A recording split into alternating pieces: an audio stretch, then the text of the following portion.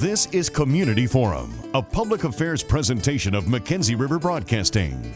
Each week, we learn about issues affecting our community with your host, Tracy Berry. We coined a new healthcare term this fall, triple-demic, referring to the rising cases of the respiratory virus RSV, along with influenza and COVID-19. Our local hospitals and urgent care clinics, like others around the nation, continuing to see a large number of patients with RSV in particular in their outpatient clinics and in their emergency departments. This morning on Community Forum, we're going to be talking about the triple-demic, about all three viruses, but starting especially with RSV, because right now it is spreading in our community. How do you recognize it? When do you need to contact your healthcare provider? Our guest this morning is Dr. Margaret Pattison, the medical director of the emergency department at PeaceHealth Sacred Heart Medical Center at Riverbend. Dr. Pattison, thanks so much for joining us.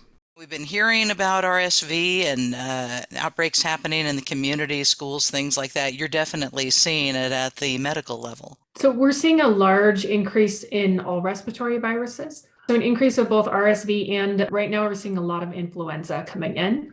Now we normally get these seasonally every winter, but we're seeing this year is much more cases. So a lot more people and a lot earlier in the year. So we're seeing a much bigger spike earlier than we would typically see it. You know, I keep hearing all this speculation that a lot of the reason for the spike is not only are people going back out after a couple of years of staying close to home with COVID, but maybe a lot of people just don't have the immunity they normally have from a couple of years of glancing blows with some of this. Can you talk a bit about that? Yeah, it's a combination of all those factors. So all the things we did to prevent COVID from spreading also prevented the flu and influenza and the common cold, which is great. Because we didn't get sick for a few years. But those viruses, every year they change just a little bit. And so when you contract those year after year, you build up immunity to those viruses. So you may still get sick. You may not get sick quite as much, or your symptoms may be a little more mild if you've had a similar virus to it recently. So now we've had a few years where we weren't getting sick as often. And now everybody's taken off their masks. The kids are back in school. Everybody's sharing the germs again. And so it's kind of all come back all at once, whereas typically it'll be a little more spread out. Well, and what we're seeing with a lot of these viruses, I mean, the people who tend to be the most vulnerable, and especially with something like RSV, but also influenza, very young and older folks. They tend to be right there in the crosshairs a lot of times. Yeah, so most of these viruses, if you're otherwise young and healthy, you typically get your normal cold symptoms. So RSV in an adult, it looks like a cold. You get a runny nose, a cough, you may have a fever.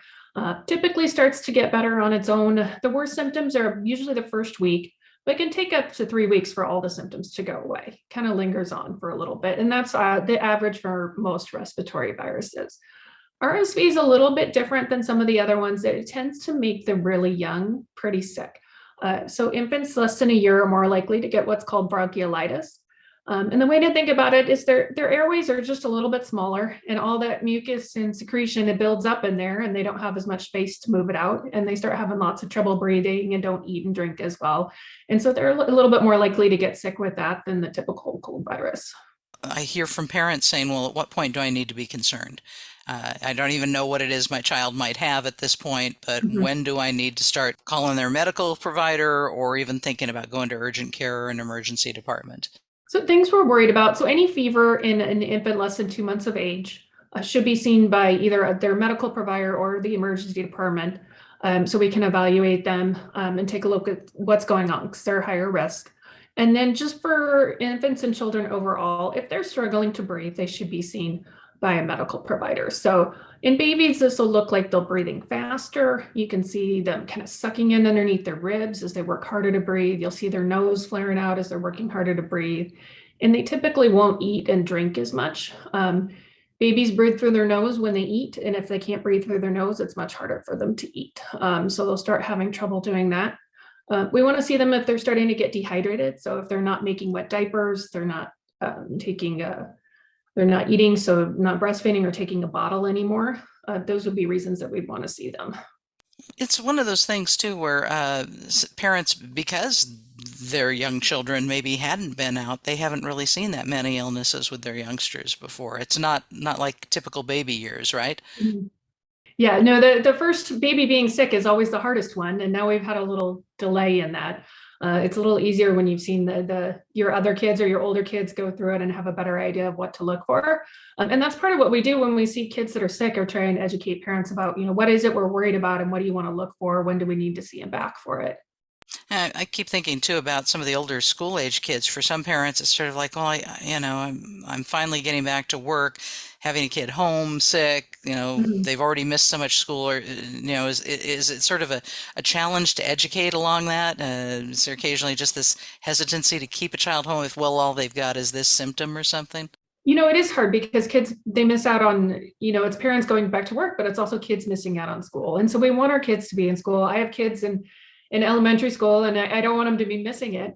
But at the same time, if they're feeling really bad, then it's probably time to keep them home. So, if they're having a fever, they're having trouble breathing, they're probably not going to have a good experience going to school that day anyway. And then they're also spreading that to the other students and teachers that are there as well. Yeah, I was going to say, I would guess as a parent and as a doctor, you've probably heard about how quickly viruses are spreading this season in classrooms and play Yeah. areas and daycare and things. And older adults also can be vulnerable to this stuff. We don't always think of that because the babies and the young children are getting the headlines, but talk about that too. Yeah, so older adults are probably at an even higher risk than the young children with the viruses we're seeing, particularly influenza, but they can get sick from any of the viruses. So we're still seeing COVID, we're seeing the RSV, we're seeing all your typical cold viruses.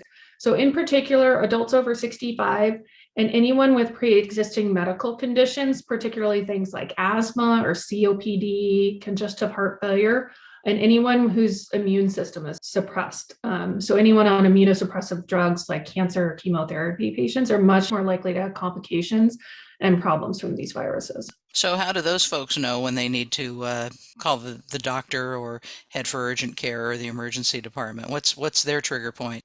So they're going to have similar trigger points to what we say for small children as well. So if you're having a lot of trouble breathing, if you're, especially older adults, if they're too weak to stand up and walk, if they're not eating and drinking, not making urine, those are all signs that they should be seen by a healthcare provider.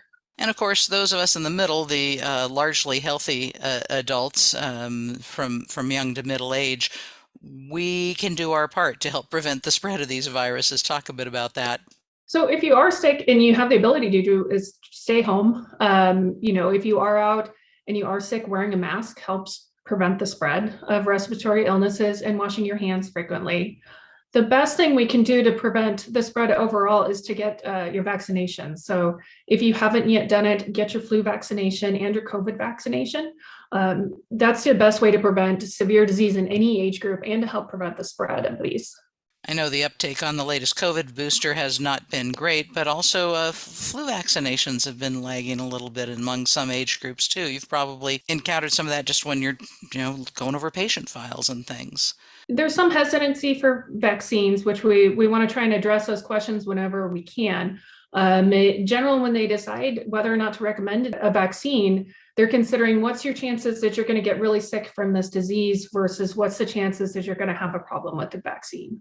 And overall, you're much safer, you're much healthier by getting the vaccine. The chances of having any sort of complication are much less with a vaccine than what you would get by getting the infection that they're trying to prevent. So that's one thing we try to do, is to just educate people on these are safe and they are effective, and you really are better off health-wise to get the vaccinations. The other thing we've seen a lot of is just that the flu season is starting earlier this year. So we'll see a lot of people who are planning on getting it next week or 2 weeks from now, or they already had the appointment and they've already got influenza. And so that's one of the issues with it starting early, is that there just hasn't been as much time to go in and get the vaccines this year. Yeah, because it takes a few weeks for those vaccines to reach their full preventive strength. Yeah, so it takes several weeks before they're completely effective. I've actually seen somebody get diagnosed with influenza on the same day they got the vaccine. So the vaccine hadn't had a chance to take effect yet.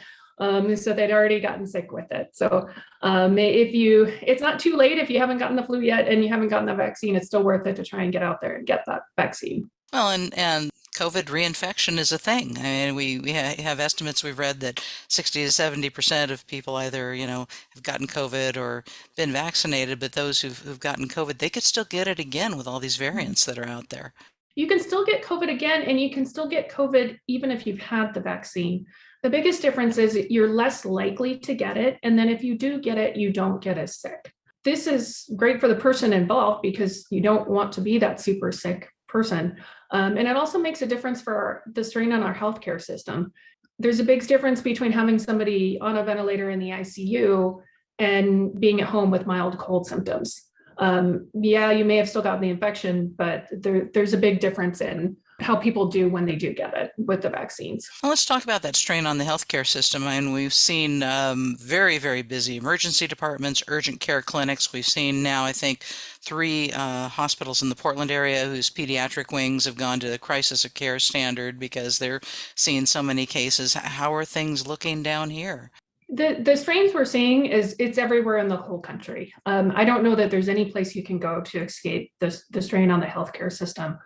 And it's a combination of different factors. One of the biggest issues right now is just the number of people all getting sick at the same time. So it's that spike in respiratory illness. So overall, all of our emergency departments in this area, all 4 of them, have been seeing record patient numbers through the emergency department. And along with that, both the outpatient clinics, the urgent cares, the hospitals, they're all seeing that large volume coming in. And so that volume is everywhere. In addition, the entire healthcare system has been strained by COVID.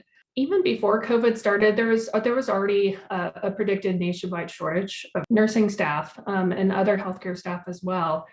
And then just the strain of this pandemic and what the healthcare workers have experienced through that means that overall the workforce size has decreased. So we don't have as much staff as we did previously. And so we have that workforce that's trying to recover from the pandemic and trying to get back on its feet into normal operations. And now we have another virus outbreak on top of that. So it's just an incredible strain on the system. So everyone's working as hard as they can to get everybody seen and get everybody through. But it does mean we're having much longer wait times than we would typically have or would want to see. And, just generic advice. I know we already went through Thanksgiving and people probably had some infections they spread there, but we're headed for the Christmas holidays now and New Year's. Just basic advice if people are planning get-togethers. If you're planning get-togethers, if you are sick, stay home. It's not the best time to visit grandma and grandpa. It's wait and schedule it at a later date. Make sure you're washing your hands. If you are out and about and having respiratory symptoms or you're around people that are high risk, it's reasonable to wear a mask to help prevent the spread of infection. If you are having symptoms, especially if they're mild symptoms, stay home, rest, watch some TV.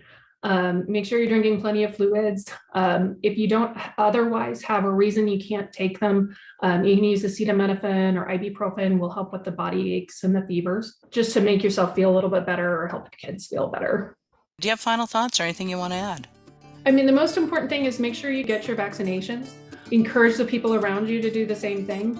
And then be aware of those at higher risk groups. So if you do have friends and family that are in a high risk groups, try and make sure that they're protected during the respiratory virus season. Try and schedule visits to them when everybody's feeling healthy. Make sure you're washing your hands to try and prevent spread to those kind of more susceptible individuals.